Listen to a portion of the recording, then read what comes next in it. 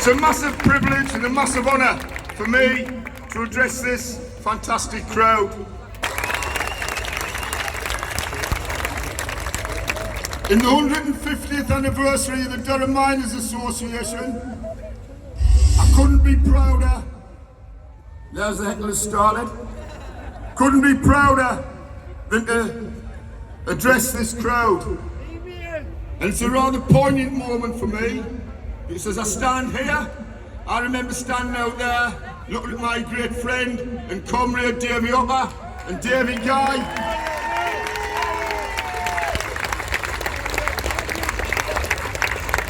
Who was still very, very sadly missed. But I'm certain they'll be somewhere looking down, watching what I'm doing, so I'm getting a bit nervous.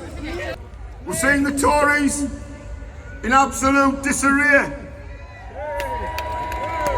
We've got two clowns vying to be the next Prime Minister. But I'm certain you'll agree with me. The rightful Prime Minister is sitting on this platform with us today.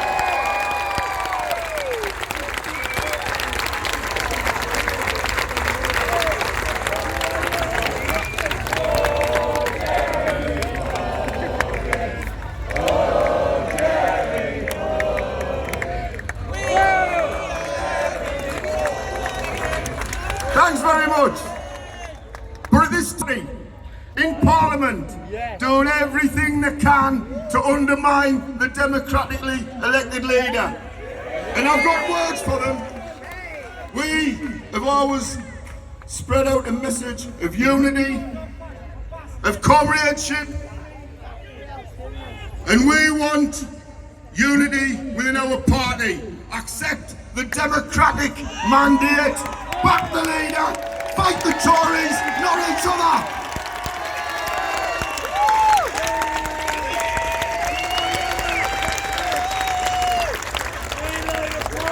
On that note, I'd like, in a solemn moment, to remember some of our comrades who have left us in the last year since we last met. We remember Frankie Shaw, Executive Committee member of the DMA from Dardenne Lodge. We remember Jeremy Hardy, an actor who was a massive supporter of the Durham Miners and the National Union of Mine Workers. Billy Elliott, another staunch supporter. And also the one and only unforgettable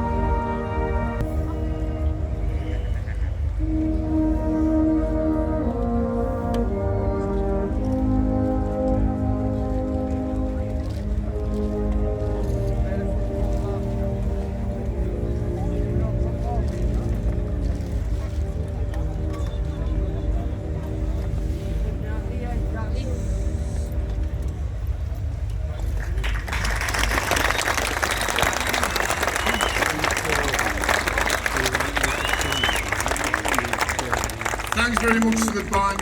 Marvellous as always. Thank you. One Labour Mayor of Durham, Councillor Katie Corrigan.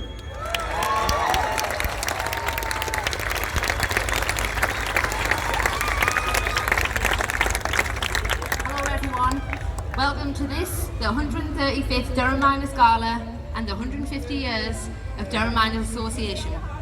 My sincere thanks to the Durham Miners Association for inviting me here to speak. As Mayor of this wonderful city and Chairman of this beautiful travelled much further afield, welcome to the land of Black Diamond, Cole. To the platform party, my fellow mayors and speakers, I extend a very warm welcome to you all. This year should be no exception. Many people in County Durham come from mining families. I am no exception. My great-grandfather, grandfather and dad were all miners serving a Sherburn Hill pit. To stand here, the daughter of a late miner, and address the Durham Dignity is an overwhelming honour.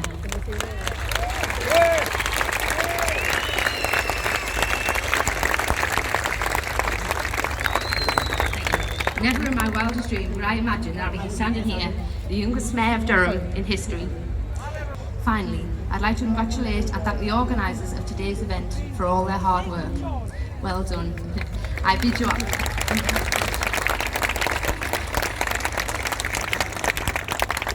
all a heartfelt welcome to Durham, and I hope that you enjoy your day and that our tradition will be kept going for many years to come.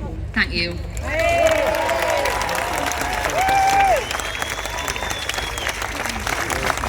Great pleasure to introduce Doug Nichols.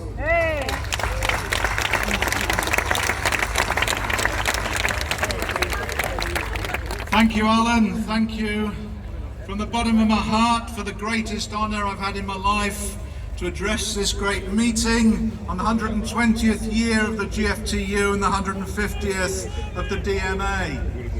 We should appreciate first today those sisters and brothers who since we last met have been prepared.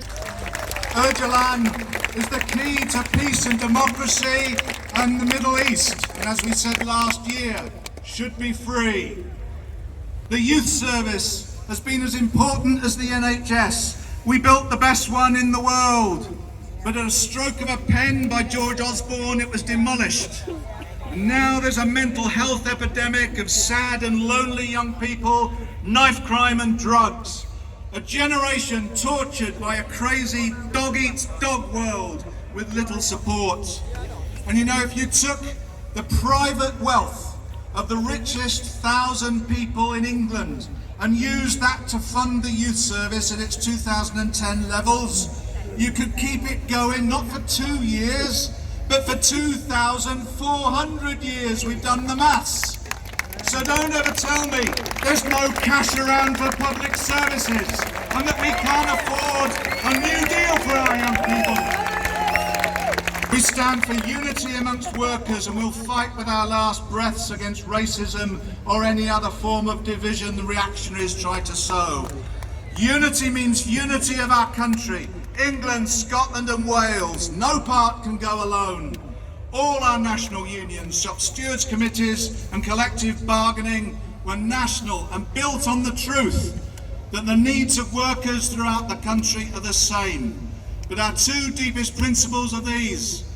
We're internationalists. We extend the hand of solidarity throughout the world.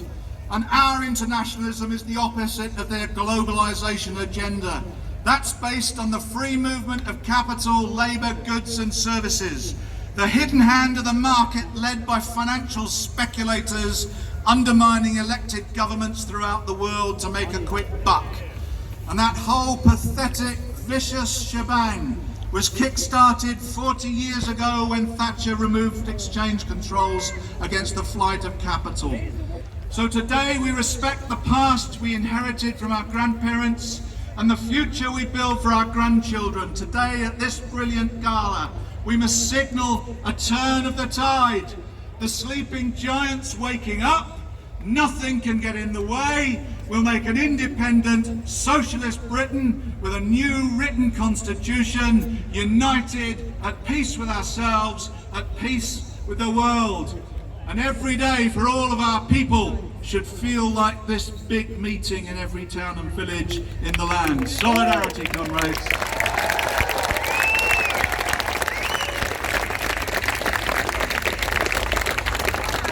Thanks, Doug. In the northeast, and I've never been a miner, but I have rarely felt so welcome anywhere in the world.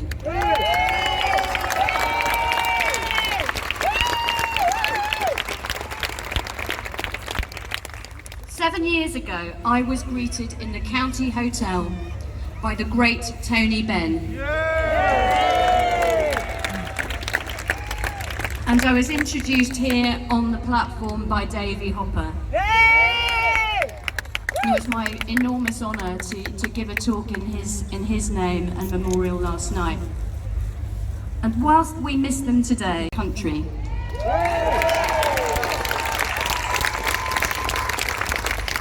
And that was before migrant became a dirty word. Even then, they were attacked, including violently, even as they walked with me in the pram, by far-right skinheads whose political descendants still threaten our communities today, peddling a hatred and division that we will only ever defeat with unity.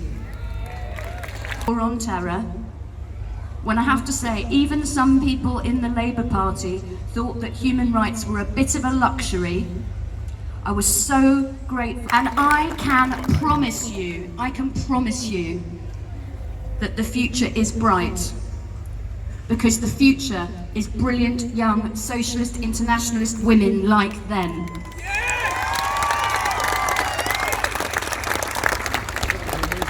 They could all benefit from Jeremy Corbyn in number 10 and at the UN Security Council.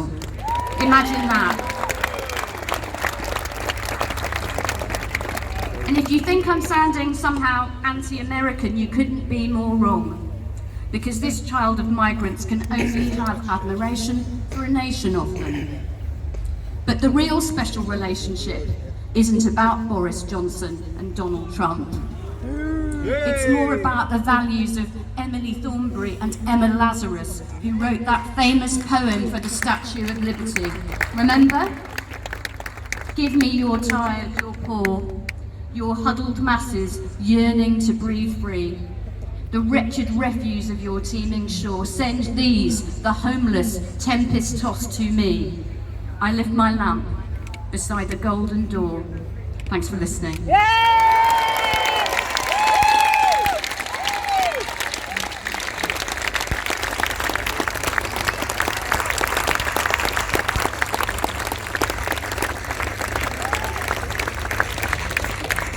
Thanks very much. And prouder still of our union's long association with this gathering, the big meeting, the beating heart of the trade union movement, a celebration of our trade union history, a celebration of our people and our class, and Alan, more than that, a time when we renew the solidarity between my union and yours.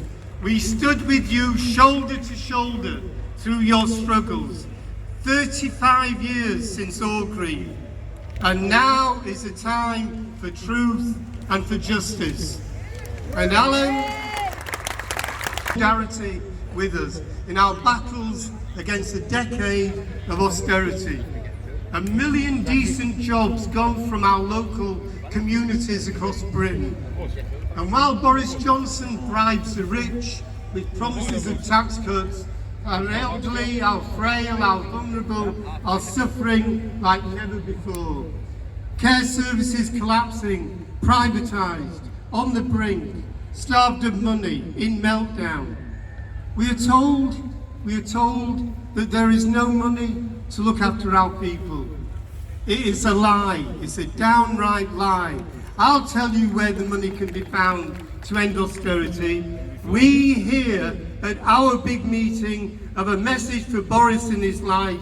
The money's there, just tax the rich. every bank pay their fair share. But more than anything, stop wasting billions on replacing weapons of mass destruction. Stop rebuilding Trident nuclear weapons. Start rebuilding our local communities by the rich and by the powerful. A Tory elite that said there is no alternative. Well, today we say to the Tories there is an alternative. We say to the Tories, your days are numbered. It's time for our party, our Labour Party, into power. Our people need a Labour government like never before. For too long, our class, and we say today, never, never a radical Labour Party. And I have a message from our union to our Labour Party too. We demand an end to privatisation of public services. The future we believe in, the future we have fought for. All is within our grasp. If we are united, if we are strong, we will build a movement that will sweep away this wretched government and get our party and Jeremy Corbyn into power where we belong. Have a great gala. Our next speaker, Kevin Courtney from the NEU, the Teachers Union, a great friend of the miners during the 84-5 strike and a passionate advocate of stopping privatisation and the rundown of our education services. Kevin.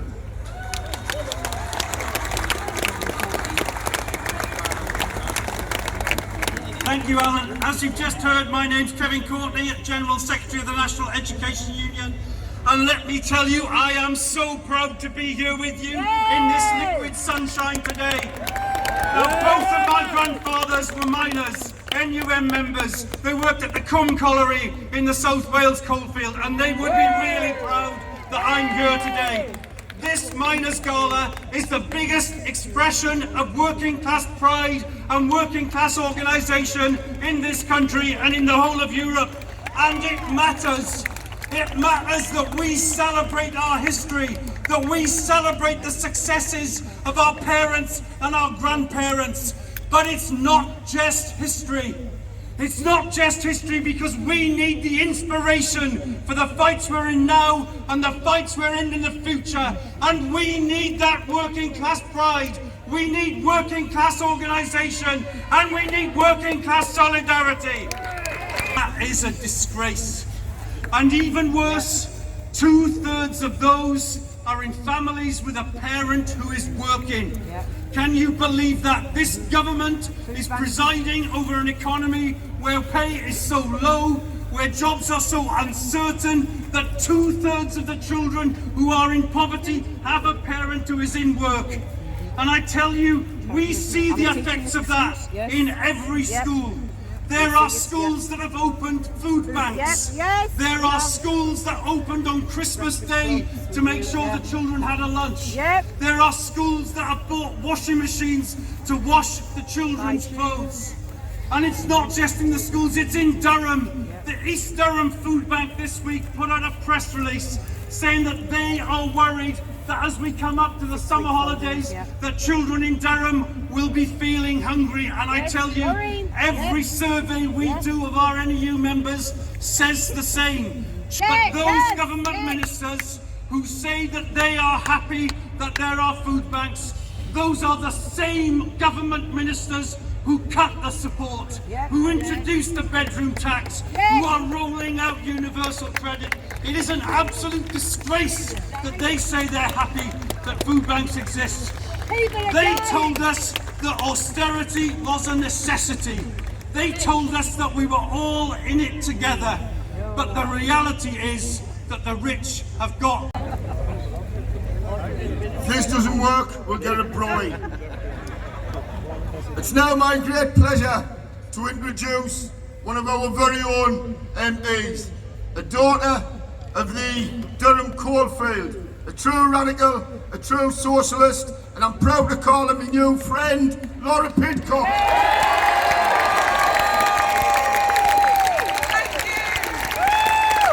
Thank you so much, Alan Mardghum. What a fine President of Durham Miners Association you will make, and of course I want to say thank you for everything you did during the miners' strike. What an unbelievable honour it is to be on the platform at this historic event. I'm completely humbled by the invitation. I think, however, I'm going to have to go into retirement now because there is nothing that beats speaking to you at this meeting. Everything about this celebration is perfect except one thing. I wish that my dad, Bernard Pidcock, was here. He died 5 months ago, and this was his favourite day. He was my best comrade, and he would have been beaming with the warmth and the comradeship and the opportunity that I've been given by the DMA. So I dedicate what I am about to say to him. This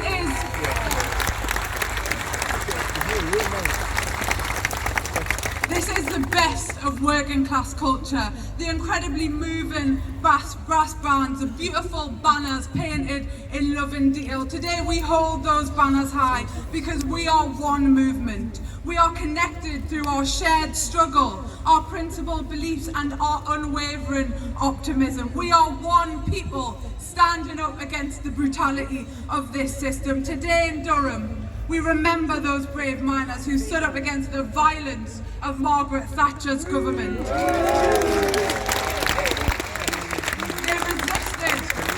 They resisted her determination to smash organised workers, and those who came after your work was done. We will never ever forget what you did and the sacrifices that you made. And to the women of that struggle, of this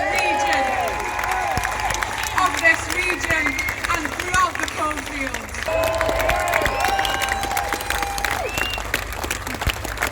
A Labour government will see the biggest shift in power from employer to employee this country has ever seen. So this is a message to the exploitative bosses. You are on borrowed time.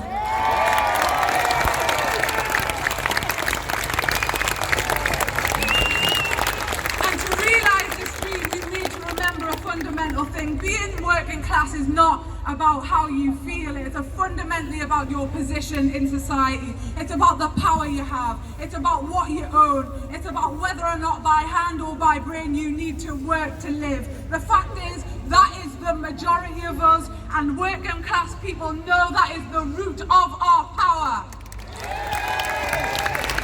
And of course, we must stay disciplined. We must not underestimate the forces that we are up against. We must use our energy, however, not on those who are fickle and flighty, but on defeating the evils of exploitation, greed, and the unfettered power of the ruling class. And when we feel like that mountain is too high, remember each other here today. Get your head down. Take one step at a time. We will defeat it. They say, comrades, that the darkest hour is just before dawn. Well, sisters and brothers, dawn is on its way. We have everything to win.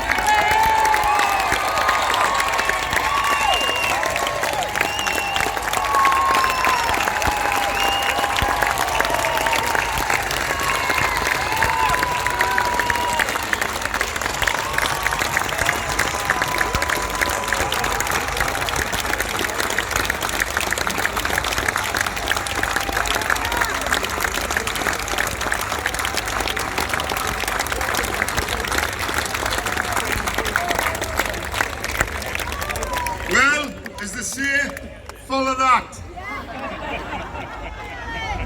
Dave Ward from the CWU. It's Dave's first time speaking, I believe, at the Durham Miners Gala. And to follow such a powerful speech as we've just heard from Laura, good luck, Dave.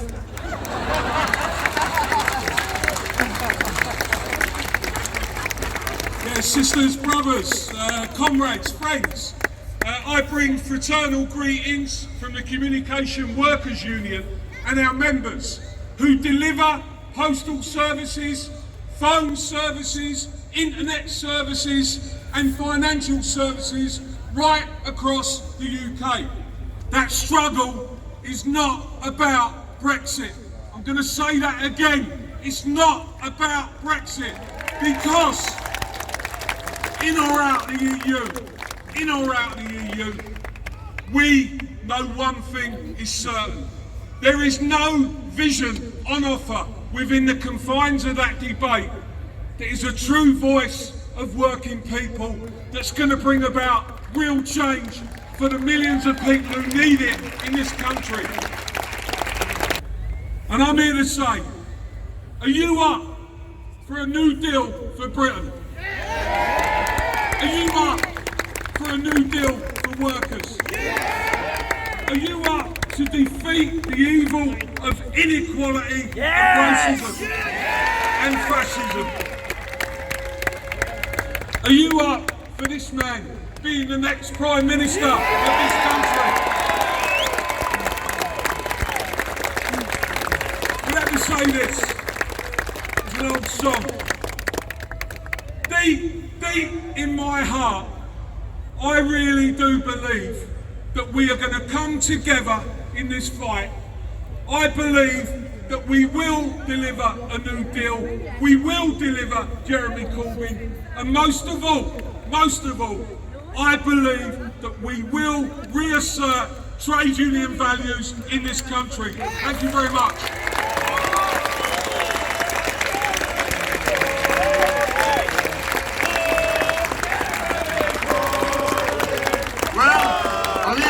Challenge, and Dave Ward stepped up to it. Thanks, Dave. It's now a great pleasure to go live to New York in the United States to introduce you to María Fernanda Espinosa. María is President of the United Nations and Director of the International Labour Organization.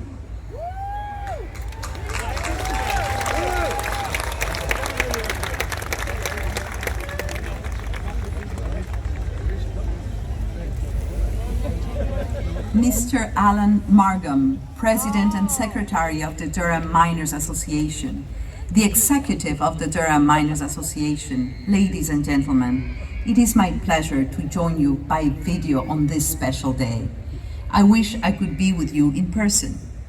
I would like to extend my warm greetings to all of the banner groups and to the Maras from all over the United Kingdom whose support for this great gala is so important. I also want to thank the Durham Miners Association for their historic support for internationalism and for peace. Many of your beautiful banners pay testament to this very proud history. You also have a very strong record of speaking out for the Global South and against all forms of intolerance and racism. For this, I salute you. I send my heartfelt congratulations to the Durham Miners Association as you celebrate your 150th anniversary.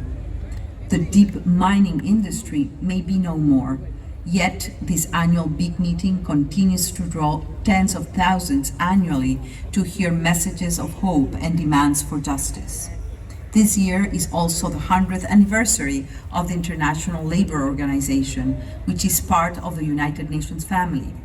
This first ever Director General of the ILO, Albert Thomas, described it as a monument to peace and social justice. But he could just as easily have been referring to the Durham Miners Association and to the National Union of Mine Workers. Decent work, along with gender equality, have been part of my top 7 priorities as President of the General Assembly. Achieving this is one of the best ways to reduce inequality and poverty. The United Nations believe that the world will need 1.8 billion jobs by 2050. We must see massive job creation and a huge new investment in education and skills. Our task ahead is massive and it is vital. I have no doubt that those who founded the Durham Miners Association would agree and urge all of us today to get on with finishing the job that they began. Have a wonderful day and thank you.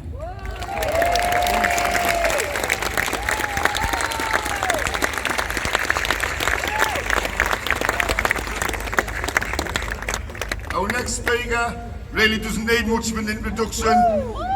Len McCluskey. Durham! You know, comrades, every time I come to the gala, my mind goes back to the evil of Margaret Thatcher, who set out to destroy the miners.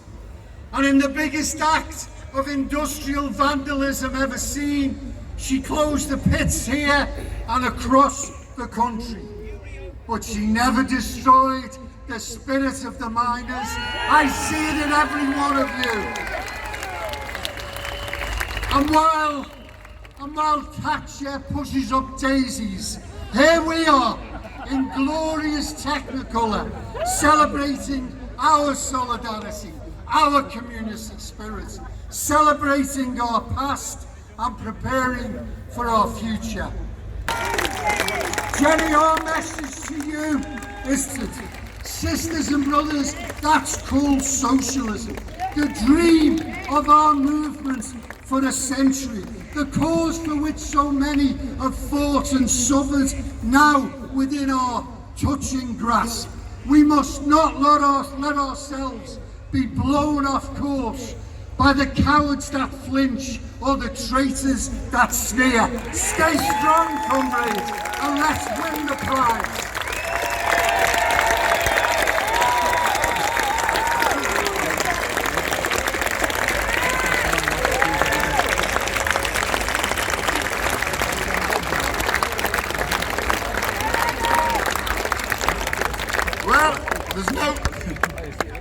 There's no like seeing it how it is. Great privilege to welcome Rebecca Long-Bailey. Rebecca is Shadow Minister for Business and Energy and Industrial Strategy. And by Christ, when she's in power, she'll do a better job than the current mob. Rebecca.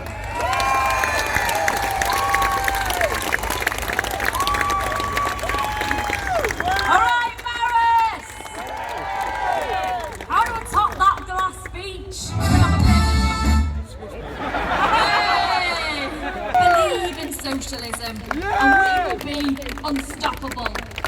Now we're taking back control of our economy with missions not just to tackle the big issues of our time like climate change, but we're turning them into hundreds of thousands of jobs, transforming entire deindustrialised regions while we're doing it with the technologies of the future. We're making sure our public services are properly funded, building council houses and delivering cradle-to-grave education. We're making sure our workers have the collective strength they always should have had, reversing Tory anti-trade union laws, putting workers on board, giving trade unions access to every workplace and rolling out sectoral collective bargaining. And let's not forget one of my favourite bits of what we're doing. We're bringing our public utilities, water, energy networks, railways and Royal Mail into public ownership.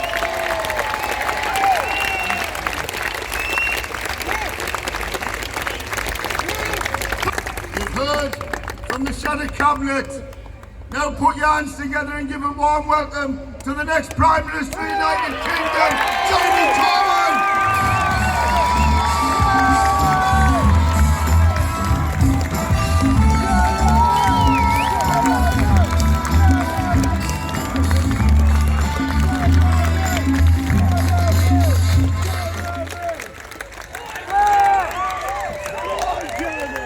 Thank you, Durham! 135th Durham Miners Gala. This fantastic expression of working class culture, the biggest working class cultural event anywhere in Europe. You should all be proud to be here. And proud of the work done by the Durham Miners Association in keeping this wonderful tradition going and growing, but also remembering, as Alan has done at the beginning, those that went before us. I can't be here without thinking of the great work done by Davy Hopper and Davy Guy in developing this festival. And in their memory, let's give all the support we can to this to make sure it gets bigger and better in the future. Others have remembered those that have gone before, and over the past year, we've lost some wonderful people. I join Alan in paying tribute to Myrtle Macpherson. She was a hero of the strike in 84-85. She fed the miners, as did so many other miner support groups all over the country. And you know what? That unity that developed in mining and non-mining communities, of ensuring that the miners' families were fed when the Tory government was trying to starve them back to work. That message of solidarity will never, ever go away.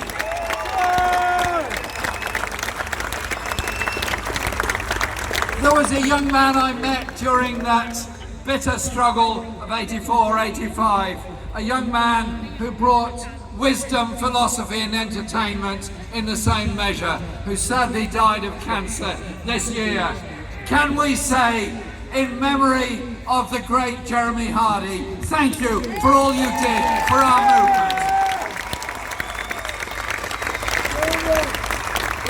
And I'm sorry to tell you that a couple of weeks ago, a young man or youngish man who many of you would probably not have heard of, who made films for our movement and our party. And what he said to me when he came into my office was, Jeremy, I want to give a voice to the working class in the films that I make. And he made that wonderful party broadcast for the Labour Party, Our Town. Can we remember Simon Baker and what he did as well? There are so many injustices that happened during the miners' strike. The way in which the police behaved, the way in which the government behaved in trying to starve miners back to work, the way in which the media behaved, and so much more. But I just give you this very clear commitment. Day one of a Labour government will investigate all grief, and we will get to the bottom of the truth on that matter.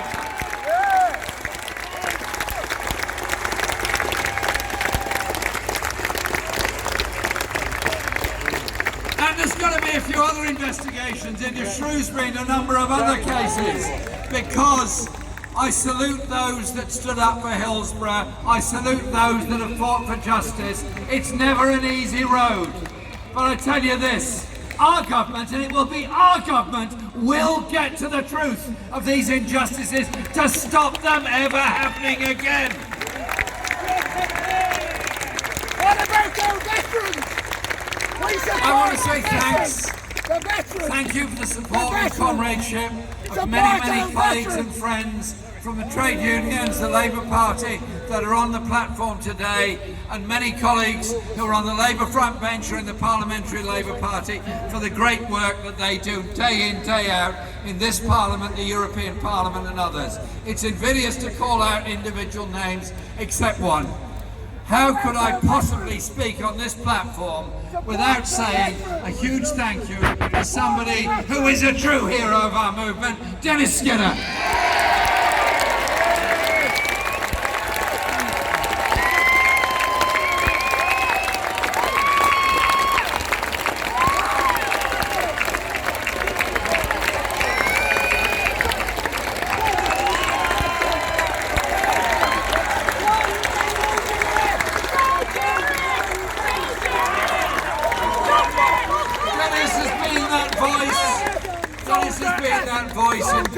The Tories always try to silence. You can't silence Dennis.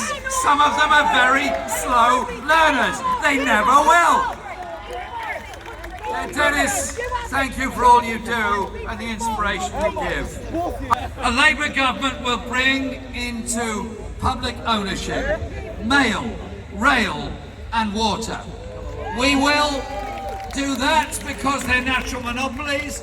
We will do that because those that bought them at cut prices under the Thatcher government have bled them dry, exploited them, and it cannot go on any longer. And our model of public ownership will be a democratic one. will be a model where the skills and brilliance of the workers in those industries will come to the fore in the running of them. But it won't just be creating public ownership of those three vital sectors. It will also be about our whole approach. So we take rail, train operating companies into public ownership, but we will also ensure that there is a return to a full, regulated, freely available for older people and young people bus service across the whole country.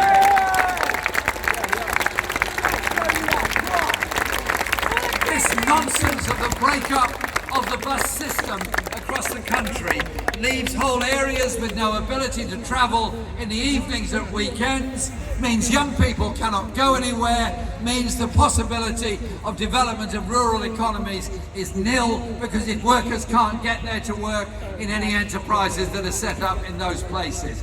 Andy MacDonald has done a fantastic job as our Shadow Transport Secretary, and he will deliver a bus service for the whole country.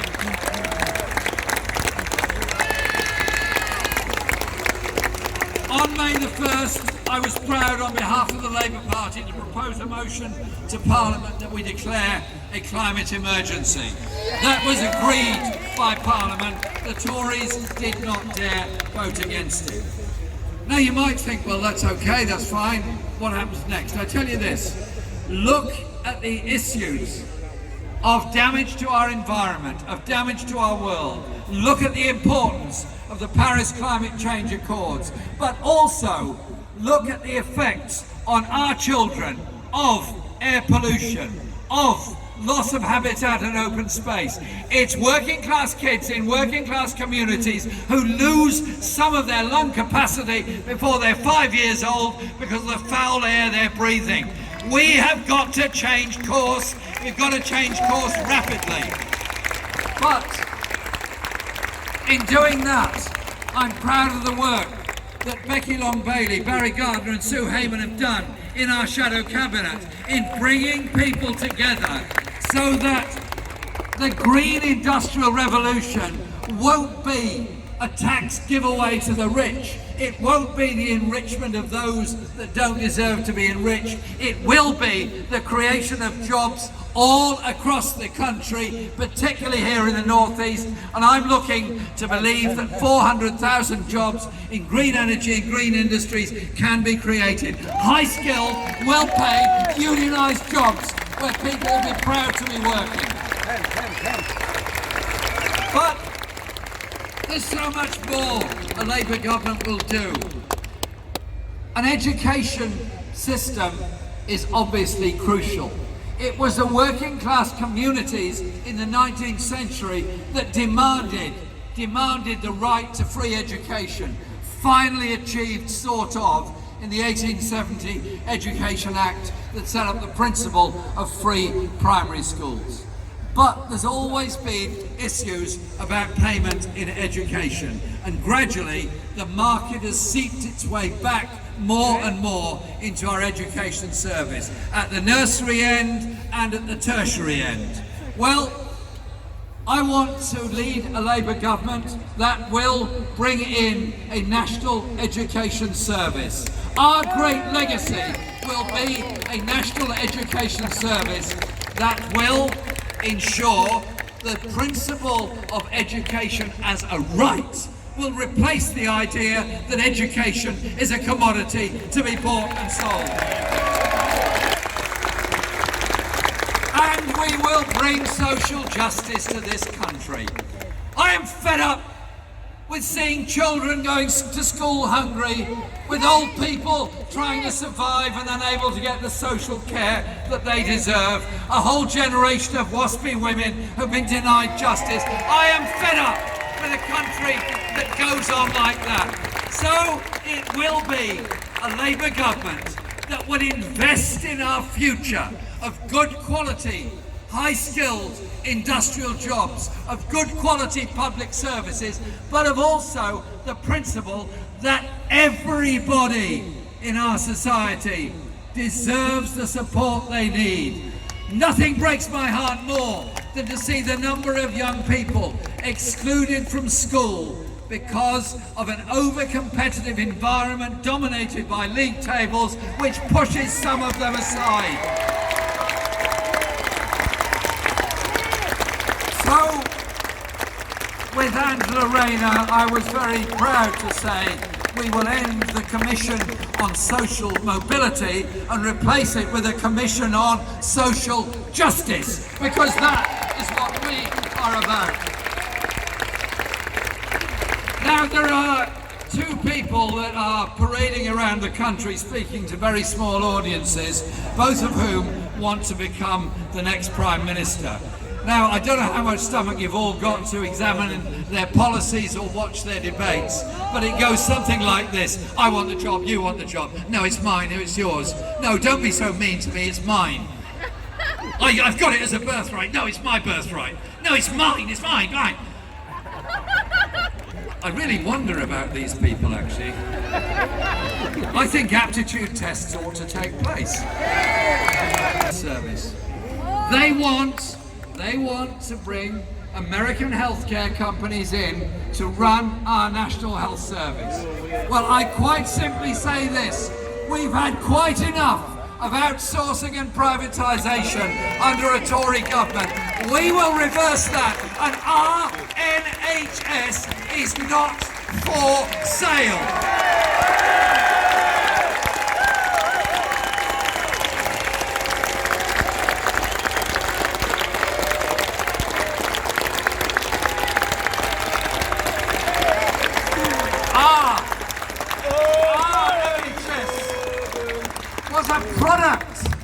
A product of our trade union movement, of the miners of South Wales, of the miners all over this country. The principle that you care for somebody irrespective of who they are, what wealth they've got or anything else. That principle will never leave us, and we will never allow the NHS to be destroyed.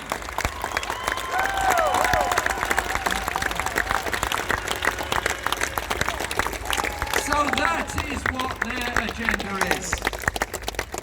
The gala is an international event, and I think it's absolutely fantastic that you had María Fernanda Espinosa speaking to us this afternoon, and I say, gracias para su mensaje o su premiera.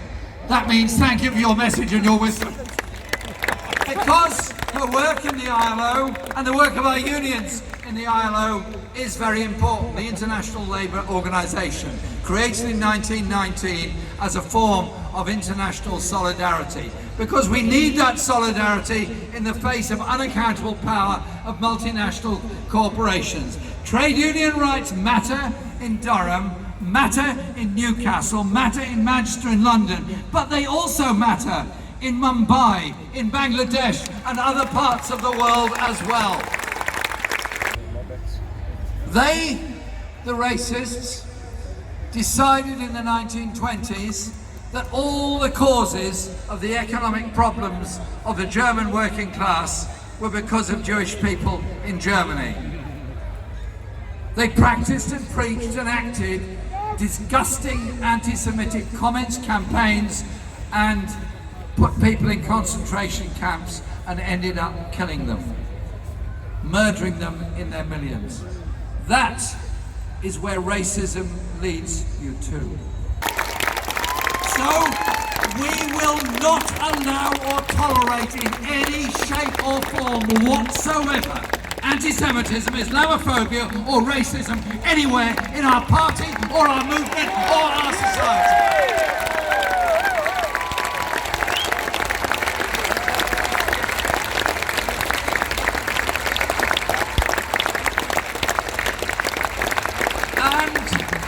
We will face the issues that exist all across this world with the humanity that we have. When the far right preach hatred towards refugees, as one who's visited many refugee camps and talked to refugees all over the world, I simply say this: there is no more humbling experience than talking to somebody in a refugee camp who simply wants to survive in order to contribute to our society. Don't denigrate them. They're human beings who are suffering from the wars, the environmental ravages that exist all across this world. Our movement is under attack day in, day out. Why? Is it because they individually don't like some of us? Maybe. I try to be emollient to people, I try to be polite, but maybe some people find that a totally horrible, dangerous and despicable thing to do. So I'm coping with that possibility. But what they're really on about is the programme we offer. The programme that Labour offers of redistribution, of power and wealth, of investment to bring about a decent future, of an end to the privileges of the few in order to advance the cause and the need of the many. That is what they're upset about. And those with disabilities, and will offer real hope to the next generation. I'm fed up with economists saying to a younger generation, sorry, your parents' generation, they spent all the money, they spent it on health, they spent it on pensions, they spent it on education. Of austerity, inequality, poverty, injustice, and a sort of faux patriotism by Boris Johnson or Jeremy Hunt. Or the different road, the road that was fought for and envisaged by those that founded our trade union movement, that brought about health and education and housing and all the great social improvements and human rights acts and so on. And create that society of decency, of well-being, of mutual support and solidarity, so that our children grow up not in the desperation of wondering how they will get a job, how they'll find somewhere to live, how they'll bring up their own children in the future, but the certainty that we've created that sense of community that will care for all and invest for the good of all. I urge you, do not allow our movement to be divided, do not allow our message to be distracted. Keep your eyes on the prize of getting rid of this government, the prize of a Labour government dedicated to the redistribution of power and wealth in our society. Durham, thank you.